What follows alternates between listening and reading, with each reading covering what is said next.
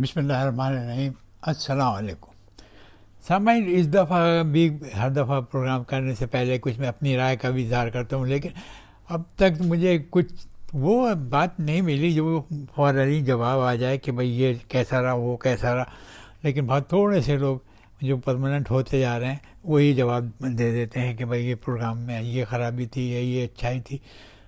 خیر، آپ اس کا ذرا جلدی سے مجھے اطلاع کر دیا کریں کہ تاکہ میں بھی پوری لگن کے ساتھ کام کر سکوں.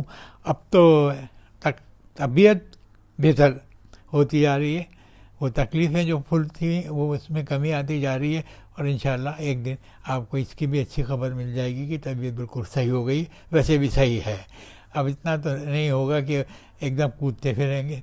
اب آج کا پروگرام جو ہے وہ حقیقت بھی ہے اور خواب بھی ہے. ایک خواب ایک حقیقت ہے، تو وہ اس کے لیے ہم شروع کرتے ہیں ایک خواب ایک حقیقت پروگرام کی ریکارڈنگ کے لیے. اب مسئلہ یہ ہوا کہ صبح جیسے ہی سورج نکلنے کی پہلی کرن زمین پہ آئی اور تھوڑی سی روشنی ہوئی، اور جب نماز کا وقت ختم ہی ہوا تھا، سورج نکل آیا تھا ہلکا سا، تو ایک دم گھنٹی دروازے کا جو ہے گھنٹی زور سے بجنا شروع ہوئی. تب میں نے سوچا کہ یہ سویرے اتنے سویرے کون آ گیا. خیر تو ہے، دن میں تو پریشانیاں اٹھ جاتی ہیں کہ اچانک کوئی سویرے آ جائے تو وہ بھائی کیسے آیا، کیوں آیا، کیا خیر ہے. خیر آواز لگا دی ہم نے بھی، آ رہا ہوں ابھی حاضر ہوا کر کے. انہوں نے کہا پتہ نہیں کون ہو، اس کو ایسے آ رہا ہوں کرنے کے بجائے ذرا شریفانہ لہجے میں بات کرو، جو کوئی بھی آیا ہو. دروازہ کھول کے سامنے گئے تو ایک دم جیسے جام ہو گئے، بالکل آنکھیں کھلی رہ گئیں اور بولنے کی سکت بھی غائب ہو گئی.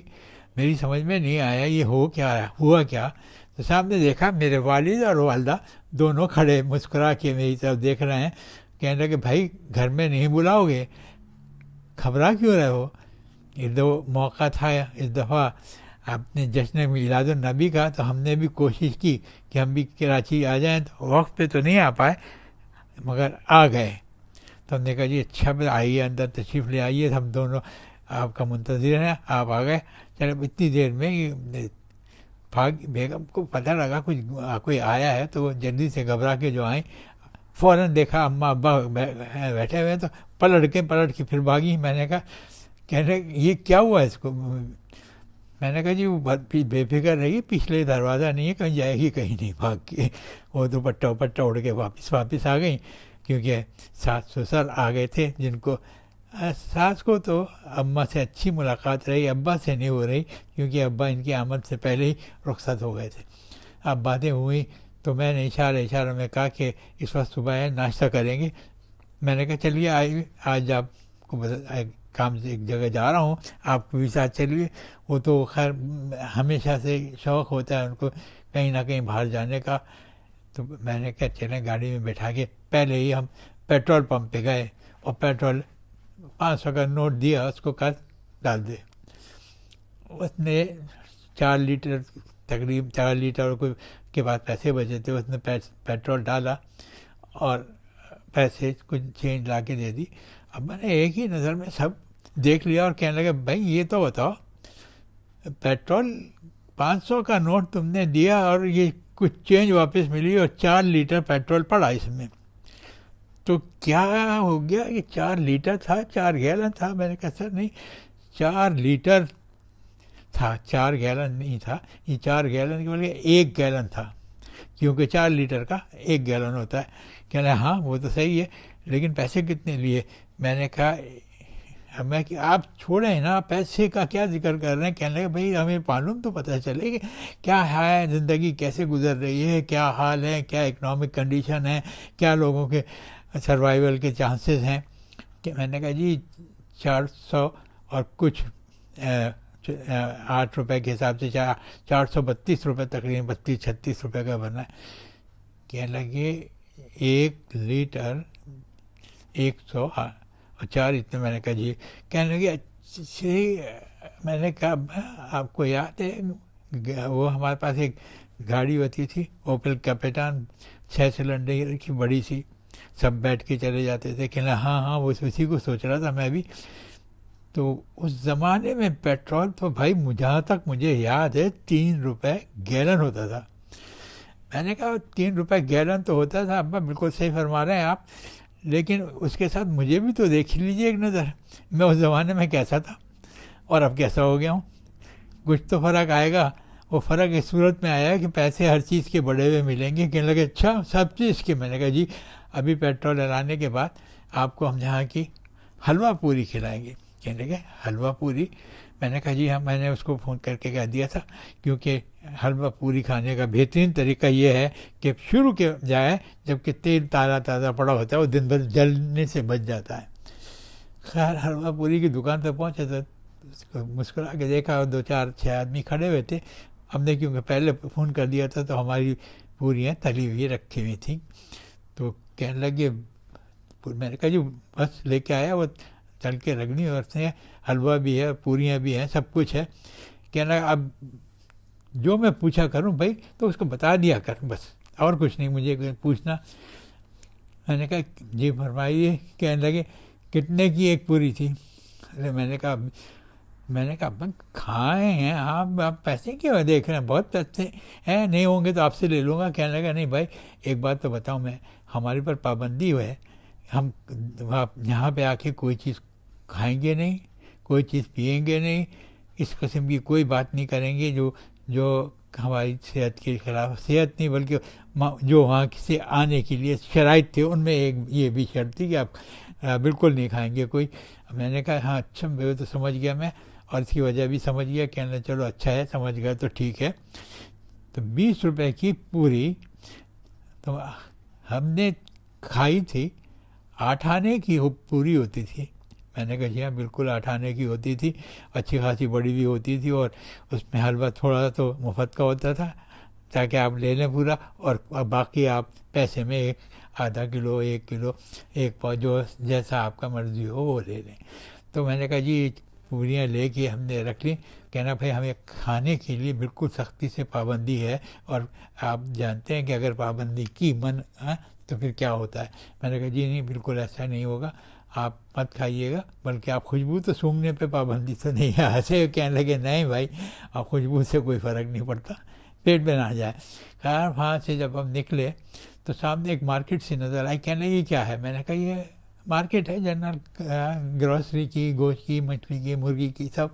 کہنے لگے گاڑی میں بیٹھے بیٹھے تو مشکل ہو جائے گی. میں نے نہیں، جلدی گاڑیاں آتی جاتی ہیں، پر آہستہ آہستہ چلے جائیں گے، آپ دیکھ لیجیے گا کیا چیز. پہلی نظر ان کی جو پڑی وہ بکرے کے گوشت پہ پڑی. اس نے 1200 روپے لکھے ہوئے تھے، اور آگے اس نے لکھا تھا فی کلو، وہ نظر نہیں آ رہا تھا، وہ ہوا میں ہل رہا تھا. اب 1200 روپے دیکھ کے کہنے لگے بھائی ایک بات تو ہے، گوشت کے دام میں کوئی فرق نہیں آیا. میں نے کہا گوشت کے دام میں فرق کیوں نہیں آیا؟ 1200 روپے گئے. اور تو بھائی 1200 روپے کے ہمارے زمانے میں سے 100-200 روپے زیادہ ہوں گے. میں نے کہا جی یہ 1200 روپے 1 کلو گوشت کے ہیں، بکرے کے پورے 1200 نہیں ہیں. کہنے لگے ہمارے زمانے میں تو 1200 روپے میں کے اندر بکرا پورا آ جاتا، سالم بکرا. میں نے کہا سر وہی بات کہوں گا، پھر اب ہم بھی تو بڑھ گئے نا، بکرے کے بھی پیسے بڑھ گئے. اب 1200 روپے میں 1 کلو گوشت. ٹھیک ہے. آگے دیکھا جا کے آگے جو مرغی کا گوشت تھا وہ 250 روپے کلو. کہنے لگے یہ بھی بس کہتا نہیں، اس زمانے میں تو تل کے بکتی بھی نہیں تھی، اور یہ بھی کچھ زیادہ ہی ہے جو 250 روپے ہے. اب آگے آئے تو بیف جو تھا وہ 550 روپے کلو تھا. کہنے لگے اب اس کو کیا کہیں؟ میں نے کہا جی بس یہی ہے، کوئی دام نہیں، 550 روپے، 1200 روپے، 600 روپے، اور مچھلی جو ہے وہ 400 روپے کلو. پھر تھوڑی دیر تو میں ٹھنڈی سانسیں لیتا رہا کہ ابا سوچ رہے ہوں گے بیچارہ کھانے کو اس کو ملتا نہیں ہوگا، کیا کرتا ہوگا. وہ سوچ ہی رہے تھے. کہنے لگے کہ سبزی کی مارکیٹ آئی. سبزی کی مارکیٹ میں گئے تو کہنے لگے بھائی ماشاء اللہ سبزی تو بہت ہی اچھی ہے. میں نے کہا جی مگر اب کے پابندی ہٹا کے آئیے گا کہ کھانے پینے کو مل جائے. کہنا چلو تم ریٹ ہی بتاتے رہو. میں نے کہا جی سبزی اتنی اچھی ہے प्याज जी 80 और 90 रुपये, कहीं 80 रुपये कहीं 90, जो छोटी मोटी प्याज है वो 80 रुपये, अच्छी बड़ी है वो 90 रुपये किलो। कहने लगे अच्छा।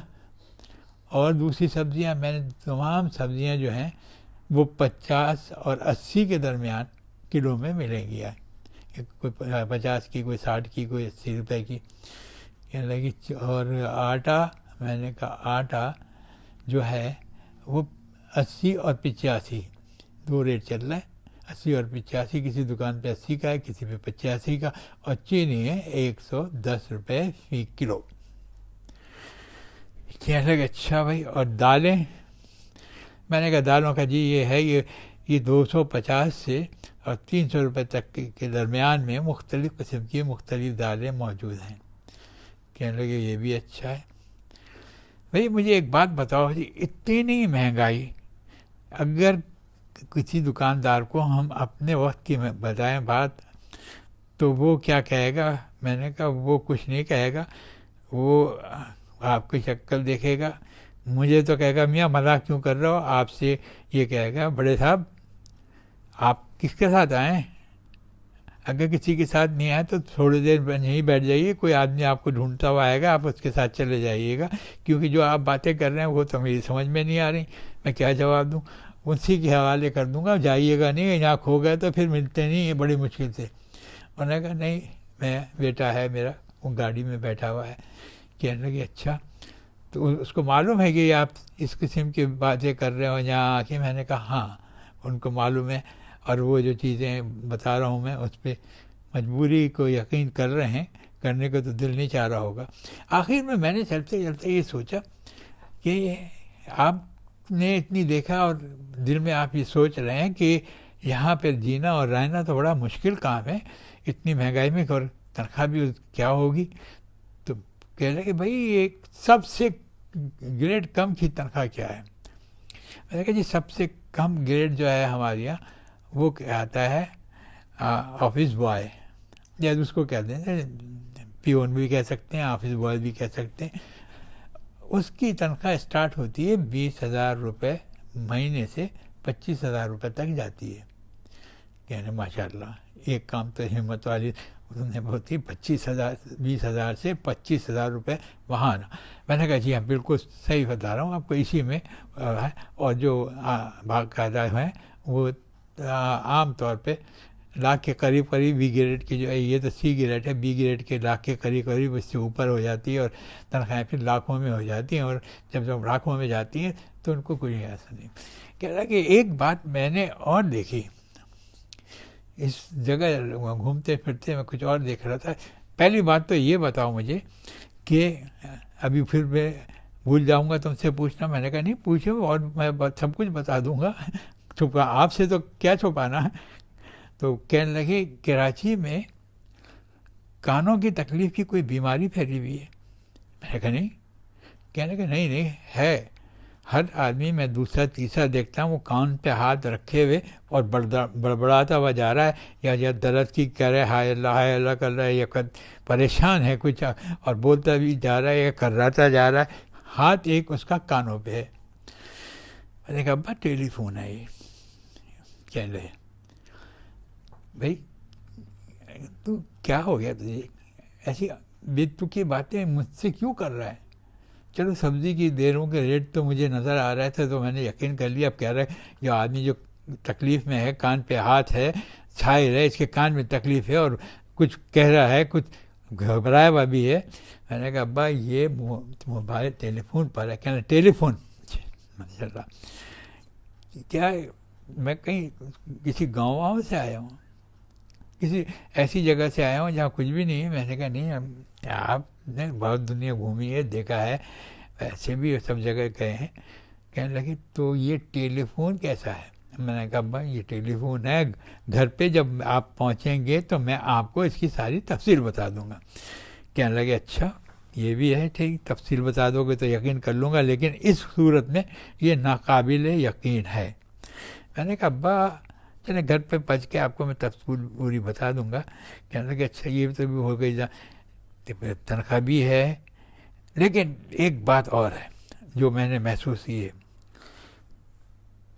تمہارے شہر میں اتنی مہنگائی ہے، لیکن مجھے محسوس ہو گیا، میں محسوس کر لیتا ہوں کہ رات کو کوئی شخص بھوکا نہیں سوتا.